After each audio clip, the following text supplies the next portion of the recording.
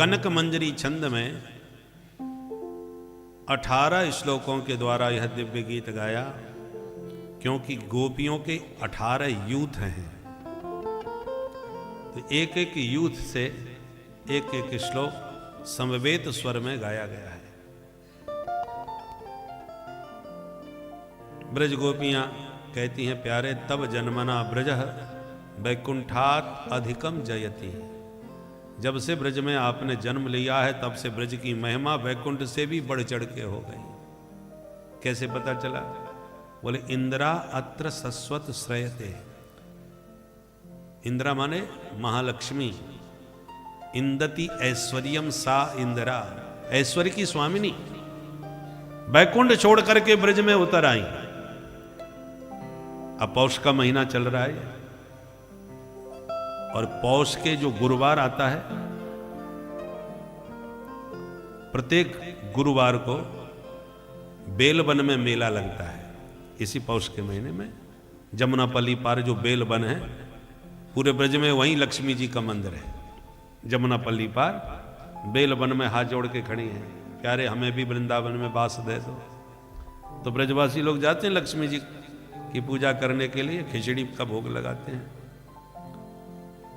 तो जमुना पार बैठी हैं लक्ष्मी जी, काय के लिए? सेवा के लिए। श्रयत इंदिरा सर्वत्र श्री सेव्या अत्र तु सेविका। सब जगह पूजती हैं, यहां तो स्वयं दासी बन के बुहारी लगाती है।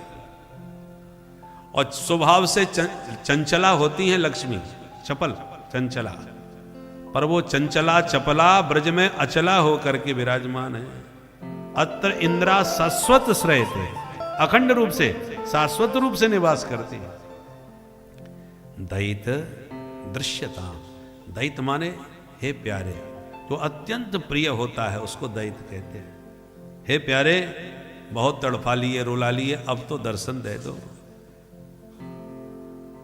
दैत दृश्यताम, दृश्यताम प्रत्यक्षी भूयताम, हमारी आंखों के सामने आ जाओ। क्यों आ जाए? दीक्षु तावका, तावका हम सब तुम्हारी हैं। अपनी गोपियों की सहचरियों की हालत एक बार आकर के देख लो। दीक्षु, आकर के हमको देखो। क्यों अभी तक देखा नहीं था क्या हमने तुम्हें? बोले देखा तो बहुत बार है आपने हमको, पर जिस दशा में आज हम हैं उस दशा में आपने पहले कभी नहीं देखा होगा। सुरासुरों का संहार करके आपने हमारी पग पग पर रक्षा करी, और आज अपने ही बिरहासुर में हमारे प्राण लेना चाहते हो। त्वयि धृता सब, हमारे प्राण तो आप में स्थित हैं, इसलिए त्वाम विचिन्वते, इसलिए तुम्हें ढूंढती फिर रही है। अशवः प्राणा, असु माने प्राण, हमारे समस्त प्राण आप हैं। कितनी बार आपने हमारी रक्षा करी। रक्षिता मुहु, मुहु मुहु वयम रक्षिता, बार बार आपने हमारी रक्षा करी। क्या इसी दिन के लिए कि तुम्हें और कोई नहीं, मैं ही अपने विरह में मारूंगा। असे विश्व वृक्षोपि संवर्ध्य स्वयं न क्षेतुमर्हति। विषैला वृक्ष भी अपने हाथ से कोई लगाए तो उसे काटता नहीं है, क्योंकि मैंने लगाया है। पानी में सब कुछ डूब जाता है और शाखा नहीं डूबती, लकड़ी नहीं डूबती। क्यों? पानी भी विचार करता है, मैंने जिसको सींच करके इतना बड़ा वृक्ष बनाया और उस शाखा को मैं ही डुबा दूं अपने जल में, ये तो बहुत बड़ा पाप कृतघ्नता का होगा। उसी प्रकार आप बार बार हमारी रक्षा करते हैं, हमें हर संकट से बचाते हैं, और आज आप ही अपने विरह में हमें मारते हो। इतनी निष्ठुरता तुम में कहां से आ गई? हमें तो लगता है तुम जसोदा जी के बेटा तो हो ही नहीं सकते। नखल गोपिका नंदना, क्योंकि जसोदा का बेटा इतना निष्ठुर निर्दयी कदापि नहीं हो सकता। मानो भगवान ने कहा तुम्हें अभिमान का विष आ गया, सौभाग्य का मद आ गया, इसलिए मैं भाग गया, कहीं मुझे भी ये बीमारी ना लग जाए। संक्रामक रोग होते ना कोरोना की तरह, कोरोना वाले से लोग दूर ही भागते हैं, कहीं हमको भी ना लग जाए, तो इसलिए मैं भी भाग गया। गोपियां बोली, यदि हमें अपनी सौभाग्य का या सौंदर्य का मद आ ही गया तो उसके लिए भागने की क्या जरूरत है? हमारे भीतर यदि ये विष आ गया, दोष आ गया, तो आपके चरणारविंद में बड़े बड़े विषधर का विष बमन कराने की सामर्थ्य है। और कहीं सुनी बात नहीं, आंखों देखी बात हम कह रही हैं। कब देखा? बोले फाणी फाणार्पितम ते पदाम्बुजम कृणुकुजे सुना कृंद हृच्छयम। काली की फनाली पर आपके चरणारविंद जब थिरक रहे थे, तब हमने देखा कि उस विषधर का समस्त विष बमन करा दिया आपने। तो जो चरणारविंद काली के विष को दूर कर सकते हैं, और हमारे हृदय का तो दोष को दूर नहीं करेंगे। इसलिए कृंद हृच्छयम, हमारे हृदय में भी हृच्छय बैठा है। अपने पादारविंद हमारे हृदय पर रख करके उस दोष को भी आप दूर कर दीजिए। मानो भगवान ने कहा, देवियों प्रेमी वो होता है जो प्रियतम के विरह में प्राण त्याग दे। और तुम इतनी देर से रोती फिर रही हो, एक के भी प्राण नहीं निकले। मुझे तो नहीं लगता कैसा प्रेम है तुम्हारा। प्रेमी हो तो दशरथ जी जैसा हो, राम जी नहीं लौटे तो राम राम कह के प्राण त्याग दिया, इसको प्रेम कहते हैं। गोपियों ने कहा अच्छा, तो प्रियतम के विरह में प्राण त्यागने पर ही प्रेम प्रामाणिक माना जाएगा? जरा बताइए, जानकी जी का आपसे, प्रभु से, राम जी से कैसा प्रेम था? कि प्रेम की यही परिभाषा होती है विरह में प्राण त्यागने की, तो लंका में इतने दिन तक रही, उनके बिना कैसे, उनके प्राण क्यों नहीं निकले? प्रभु ने हनुमान जी से यही प्रश्न पूछा था कि हनुमान तुम देख के आए हो जानकी जी को? रहत करत रक्षा स्व प्राण की, वो अपने प्राणों की रक्षा कैसे करती हैं, ये तो बताओ। हनुमंत लाल जी ने कहा, प्रभु प्राणों को निकलने के लिए रास्ता नहीं मिल रहा, दिन रात पहरेदारी चल रही है प्राणों की रक्षा में। पहरेदार कौन है? नाम पहारो दिवस निश, और ध्यान तुम्हार कपाट, और लोचन निज पद जंत्रित, जाहे प्राण कहीं बाट। ताला लगा है, किवाड़ लगे हैं, पहरेदार दिन रात खड़े हैं, किस रास्ते से प्राण जाते हैं? गोपियों ने कहा उसी प्रकार हमने भी प्राणों के परित्याग का पूर्ण प्रयत्न किया, पर रास्ता नहीं मिला, प्राण निकले ही नहीं। तुम्हारे प्राण क्यों नहीं निकले? बोले हमने अमृत पी रखा है इसलिए हम नहीं मर सकी। कहां मिल गया अमृत? बोले तब कथामृतम तप्त जीवनम कभी भिरीडितम कल्मषापहम श्रवण मंगलम श्रीमदाततम भुवि गृह्णन्ति ते भूरिदा जना। तब कथामृतम, हमने आपका कथामृत पान किया है, और कथामृत की 6 विशेषताएं गिनाई। तप्त जीवनम, तप्तानाम जीवनम, दैहिक दैविक भौतिक तापों में संतप्त प्राणियों को नवजीवनी शक्ति प्रदान करने वाला आपका कथामृत है।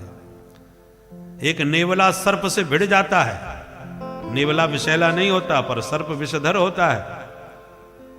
और भिड़ क्यों जाता है? क्योंकि उसको जड़ी मालूम है विष से बचने की, विष के प्रभाव को तुरंत जड़ी के द्वारा दूर करके फिर आ जाता है लड़ने को, डरता नहीं। उसी प्रकार ये संसार बड़ा भयंकर विषधर है। संसार का विष चित्त पर, इंद्रियों पर चढ़ जाता है विषयों के द्वारा, परंतु एक बार राम रसायन कृष्ण कथामृत पान करो, ये वो जड़ी बूटी है जो चित्त और मन में चढ़े हुए समस्त संसार के विष को दूर कर देती है, और जीव स्वस्थ होकर के फिर संसार में 2-2 हाथ करने के लिए आ जाता है। इसलिए तप्त जीवनम, तपे हुए प्राणियों को जीवन शक्ति देता है। वेद स्तुति में वेद भगवान भी कहते हैं, इति तव सूरयस्त्रधिपते खिल लोकमल क्षपण कथामृताधिमवगाह्य तपांसि जहु। हे त्रिधिपति, हे त्रिभुवन पति प्रभो, तब कथामृतम अवगाह्य तपांसि जहु। जो आपके कथामृत में अवगाहन करते हैं वो अपने जीवन के समस्त तापों से मुक्त हो जाते हैं। तो गोपियां कहती हैं ये बात सिर्फ हम नहीं कह रही, कवि भीरीडितम, बड़े बड़े विद्वानों ने, कवियों ने आपके कथामृत की खूब प्रशंसा की है, क्योंकि कल्मषाप हम, सुनने वाले श्रोता के जितने कल्मश हैं, पाप हैं, अमंगल अशुभ हैं, सब धुत साफ हो जाते हैं। स्वर्ग का सुधामृत पुण्यापहम और हरि का कथामृत कल्मषापहम। स्वर्ग का जो सुधामृत पीने वालों के पुण्य क्षीण होते हैं और हरि कथामृत पीने वालों के पाप क्षय होते हैं। स्वर्ग सुधामृत पीने वाले पुण्य क्षीण होने के बाद नीचे गिरते हैं, क्षीणे पुण्य मर्त्यलोकम विशंति, और हरि कथामृत पान करने वाले पाप क्षीण करके हरि के धाम को प्राप्त होते हैं। बोलो कौन सा अमृत श्रेष्ठ हुआ? और पुण्य कालांतर में फलीभूत होते हैं, पर आपका कथामृत तो तत्काल फल देता है। श्रवण मंगलम, सुनते ही जीव का मंगल हो जाता है। और श्रीमदाततम, शास्त्रों में गा गा करके आचार्यों ने इतना कथामृत भर दिया है कि हरि अनंत, हरि कथा अनंता, जन्म जन्मांतर पीते जाओ फिर भी यह अमृत समाप्त होने वाला नहीं है। इसलिए संसार में बड़े बड़े दानी हैं, अन्नदान, वस्त्रदान, गौदान, भूमिदान सब करते हैं, और सबसे बड़ा महादानी कौन है? भुवि गृह्णन्ति ते भूरिदा जना, ये जना भुवि गृह्णन्ति वर्णयन्ति ते जना भूरिदा, जो आपके कथामृत का दिन रात वर्णन कर रहे हैं, गान कर रहे हैं, श्रोताओं के कर्णपुटों से पान करा रहे हैं, उन कथा प्रवक्ताओं से बढ़ करके दुनिया में महादानी हमें दूसरा कोई नजर नहीं आता। क्योंकि वक्ता कथामृत पान करा के श्रोता के हृदय में हरि को ही विराजमान कर देते हैं, उससे बड़ा दानी कौन होगा? इस प्रकार बहुत प्यारा गीत गाया, और गाते गाते रुरुदुः सुस्वरम राजन कृष्ण दर्शन लालसा, हरि दर्श की लालसा में ब्रज गोपियां व्याकुल होकर के जब विलाप करने लगी तो भगवान से नहीं देखा गया। तासामाविर्भूत छोरी स्मयमान मुखाम्बुज, पीतांबरधर सृगवीर, साक्षात मनमथ मन्मथ। तासाम गोपीनाम मध्ये सौरी श्री कृष्ण आविर्भूत, तुरंत ब्रज गोपियों के बीचों बीच गोविंद प्रकट हो गए। बोल रास बिहारी भगवान की जय। तासाम आविर्भूत छोरी, संयुक्त शब्द बोलेंगे तो छोरी, छोरी। वास्तव में भगवान कहीं गए नहीं थे। जब गोपियों को सौभाग्य मद आ गया तो भगवान भी लहंगा भरिया चुनरी ओढ़ करके छोरी बन के छुप गए उन्हीं के बीच में। अब हजारों देवियों में कोई पुरुष भी स्त्री वेश बना के छुप जाए तो क्या पता चले, इसलिए कहाँ छुपे थे भगवान, कहीं आते हुए नजर थोड़ी आए। तासाम मध्य, गोपियों के बीचों बीच आविर्भूत छोरी, छोरी बने छुपे थे। तो जहां देखा बहुत व्याकुल हो रही हैं तो लहंगा भरिया उतार के असली रूप में प्रकट हो गए। वैसे तो संधि करने पर तासाम आविर्भूत सौरी, सौरी माने सूरसेन के वंशज, सूरसेन के वंश में जिन्होंने अवतार लिया है, ऐसे सौरी ही श्री कृष्ण। सच छोटी से सकार को छकार हो जाएगा। तो परंतु तासाम आविर्भूत सौरी, सौरी शब्द क्यों कहा? मानो भगवान को लगा कि इतने रुलाने धुलाने के बाद में जब गोपियों के सामने जाऊंगा तो भगवान जाने आज कितनी गाली खानी पड़ेगी, खूब खरी खोटी सुनाएंगी मेरे को। तो भगवान प्रकट होते ही बोले सौरी, बोलो राधे राधे। तासाम आविर्भूत सौरी, स्मयमान मुखाम्बुज, मंद मंद मुस्कुराते हुए, साक्षात मनमथ मनमथ।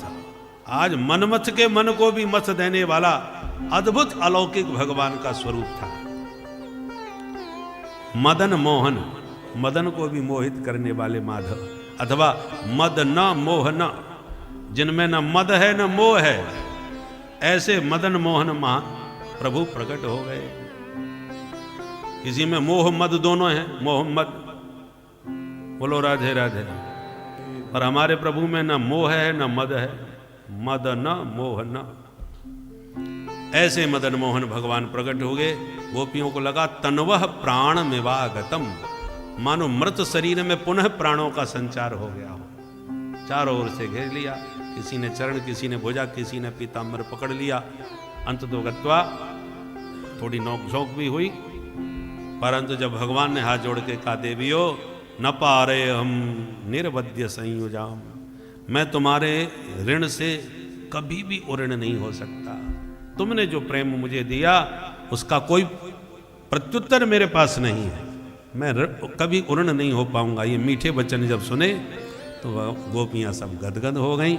और तब भगवान ने क्या लीला करी, जितनी गोपियां उतने गोपाल बन के प्रकट हो गए।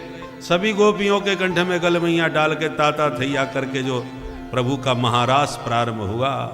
सुखदेव जी वर्णन करते हैं, पादन्यासे भिज विचित वे सस्मित भ्रू विलासे भज्जन मध्य चल कुच पटेर कुंडलैर गंडलोलई सुद्यन मुख्य कवर रसना ग्रंथय कृष्णबद्धो गायंतस्तम तटित इवता मेघ चक्रे विरेजो।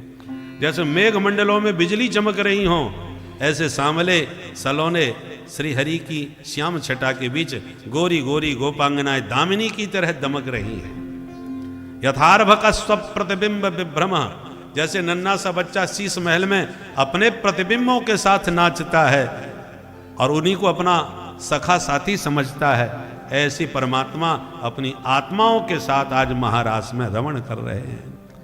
बोलो रास बिहारी भगवान की जय।